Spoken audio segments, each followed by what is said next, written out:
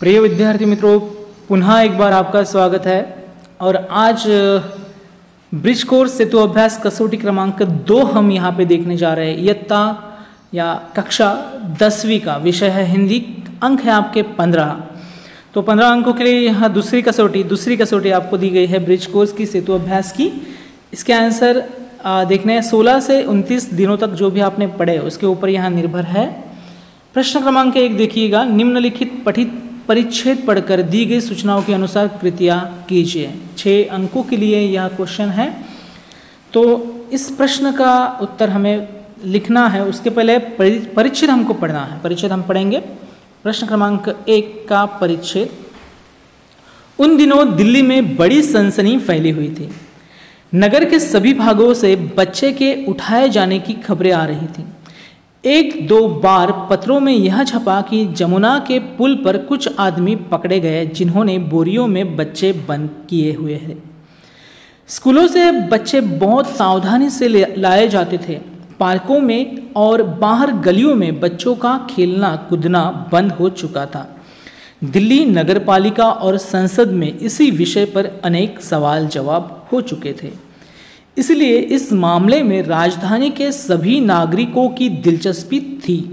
आश्चर्य इस बात का नहीं कि लोगों ने अमरू पर संदेह क्यों किया, बल्कि इस बात का था कि उन्होंने अभी तक उसकी मार पिटाई शुरू क्यों नहीं कर दी। वातावरण में सनसनी और तनाव की कमी न थी। तो भाई यह हो गया परिच्छेद आपका जो मैंने फिलहाल हाल ही में पढ़ा है। और इस परिच्छेद के ऊपर कुछ सवालात हैं जो हमें लिखने हैं, उनके जवाब हमें लिखने हैं। तो क्वेश्चन फर्स्ट है, संजाल पूर्ण कीजिए। पहला प्रश्न है आपका प्रश्न क्रमांक 1 का 1, संजाल पूर्ण कीजिए। और संजाल हमें पूर्ण करना है, सनसनी फैलने पर दिल्ली में आया परिवर्तन। तो भाई सनसनी फैलने पर दिल्ली में आया परिवर्तन, क्या आया परिवर्तन? इसके आंसर एक शब्द में तो नहीं आएंगे, आपको इसके आंसर एक लाइन में ऐसे ही लिखने होंगे। देखिएगा आप किस तरह से लिखते हैं।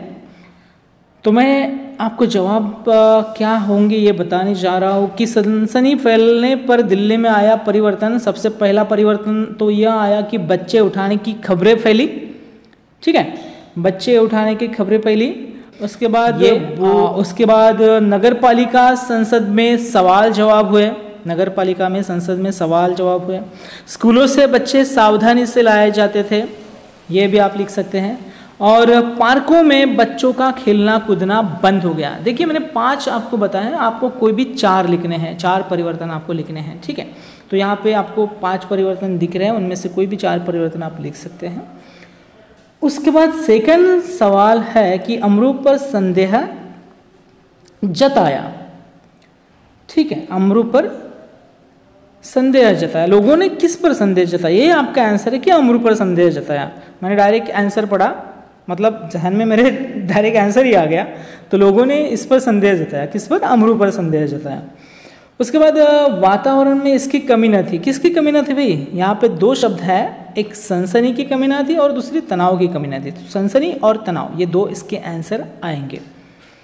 ओके, तो इस आंसर के बाद आपको और एक सवाल यहाँ पे पूछा गया है कि फैलती सनसनी में मेरी भूमिका। इस विषय पर अपना मत लिखना है आपको। विषय आपका दिया गया है कि फैलती सनसनी में मेरी भूमिका। इस विषय पर आपको अपने मत लिखने हैं। तो देखिए नीचे इसका आंसर किस तरह से आप लिख सकते हैं। तो भाई फैलती सनसनी में मेरी भूमिका। सनसनी खबरें तभी फैलती है जब लोगों में डर पैदा हो। खबरें तो ऐसे भी फैलती है, लेकिन सनसनी खबरें तभी फैलती है जब लोगों में डर पैदा हो। और बच्चे उठाए जाने की खबरें तो वाकई चिंताजनक है। ऐसे वक्त पर मुझे खुद का ध्यान रखना चाहिए। संदेहजनक व्यक्ति की खबर तुरंत पुलिस या बड़ों को देनी चाहिए। अनजान लोगों से मुझे दूर रहना चाहिए। खुद को मुसीबतों से दूर रखना चाहिए, खुद का ध्यान रखना चाहिए, खुद की चिंता करनी चाहिए और पूरी सावधानी और समझदारी से मुझे लोगों में और समाज में व्यवहार करना चाहिए। ठीक है, तो इस तरह से आप अपनी भूमिका स्पष्ट कर सकते हैं भाई, इस तरह से आप अपना आंसर लिख सकते हैं।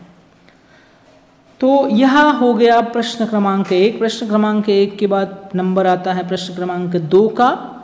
निम्नलिखित पठित पद्यांश पढ़कर सूचनाओं के अनुसार कृतियाँ कीजिए। तो यहाँ पे एक पठित पद्यांश दिया गया है, वह हम फिर से यहाँ पे पढ़ते हैं और उसके ऊपर जो कृतियाँ दी गई हैं वो बाद में पूरी करेंगे।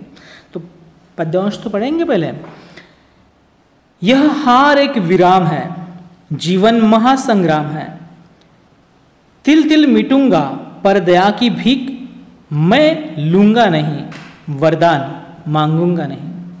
स्मृति सुखद प्रहरों के लिए, अपने खंडहरों के लिए, यह जान लो मैं विश्व की संपत्ति चाहूंगा नहीं वरदान मांगूंगा नहीं। क्या हार में क्या जीत में किंचित नहीं भयभीत मैं, संघर्ष पथ पर जो मिले यह भी सही वह भी सही, वरदान मांगूंगा नहीं। लघुता न अब मेरी छुओ, तुम ही महान बने रहो, अपने हृदय की वेदना में व्यर्थ त्यागूंगा नहीं, वरदान मांगूंगा नहीं। तो भाई यह वरदान ना मांगने की बातें हुई है। देश के प्रति जो प्यार है, बर्ताव है, प्रेम है, उसके प्रति हमें कृतज्ञ रहना चाहिए और हमें क्या करना चाहिए क्या नहीं करना चाहिए यहाँ पे कवि ने बताया है। इसके ऊपर क्या सवाल दिए गए हैं वो हम देखते हैं और उसके जवाब ढूंढने की कोशिश करते हैं। कृति पहली, सवाल पहला की कृति पूर्ण कीजिए। कवि वे नहीं, कौन नहीं है कवि? कवि वे नहीं जो क्या नहीं लेंगे, क्या नहीं मांगेंगे, क्या नहीं चाहेंगे और क्या नहीं त्यागेंगे। तो हमें वे कवि नहीं है। क्या नहीं करते कवि, क्या नहीं लेंगे? कवि दया की भीख, दया भीख में नहीं लेंगे। सही, दया भीख में नहीं लेंगे। उसके बाद क्या नहीं मांगेंगे? क्या नहीं मांगेंगे भाई? कोई भी वरदान नहीं मांगेंगे, है ना? कोई भी वरदान नहीं मांगेंगे। उसके बाद क्या नहीं चाहेंगे? विश्व की संपत्ति नहीं चाहेंगे। विश्व की संपत्ति नहीं चाहेंगे।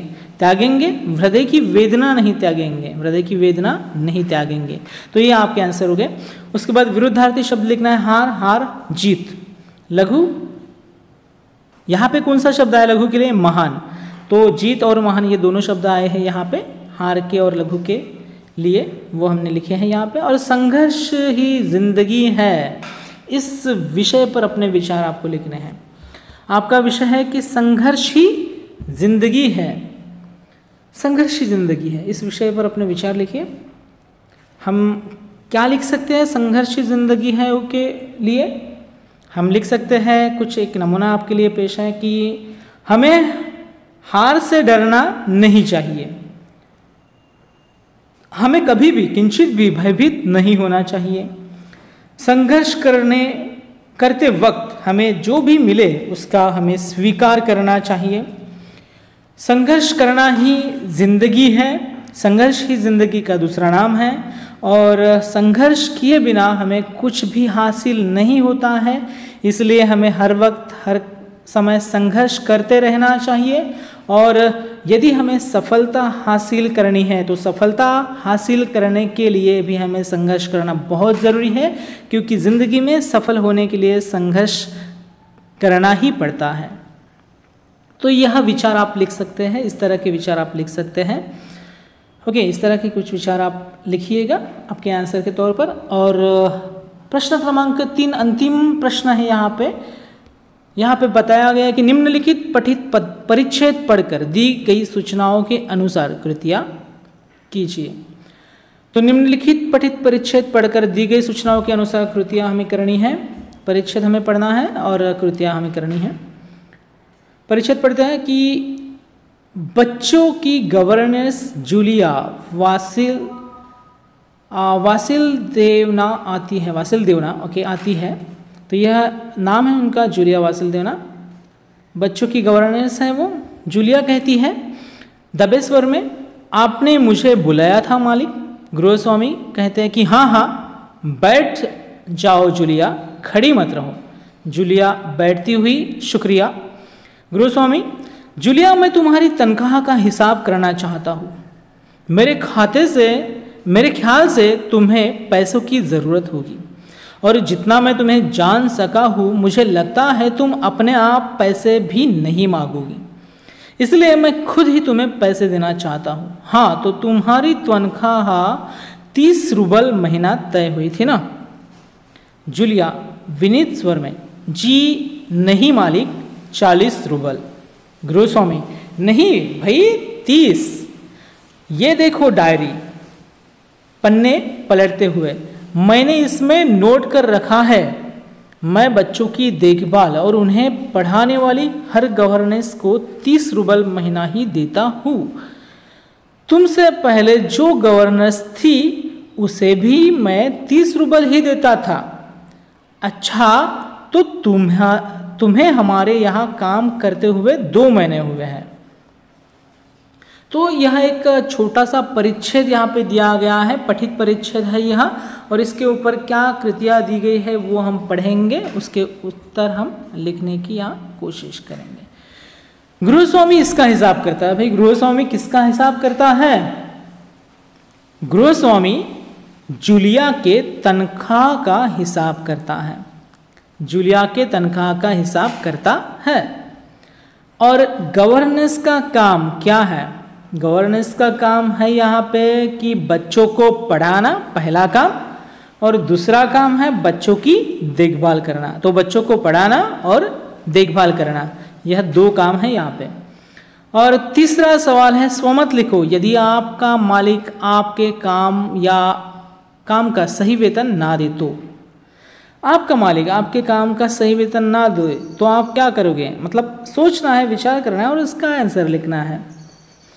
आपका आंसर हो सकता है, यदि मेरा मालिक मेरे काम का सही वेतन ना दे तो ऐसी स्थिति में मेरा काम करने का मन नहीं लगेगा। काम के हिसाब से वेतन का मिलना जरूरी है। शायद मैं ज़्यादा वेतन देने वाला कोई और मालिक ढूंढूंगा, या फिर मालिक को काम के हिसाब से वेतन का मतलब काम के हिसाब से सही वेतन देने को कहूँगा। ठीक है, तो इस तरह से आपका आंसर हो सकता है। इस तरह से आप इसमें और कुछ बातें ऐड कर सकते हैं। तो यह हो गया हमारी कसौटी क्रमांक 2, कक्षा 10, विषय हिंदी। ऐसे ही कुछ अन्य कसौटियों के साथ मिलेंगे अलग हिस्सों में, अलग भाग में।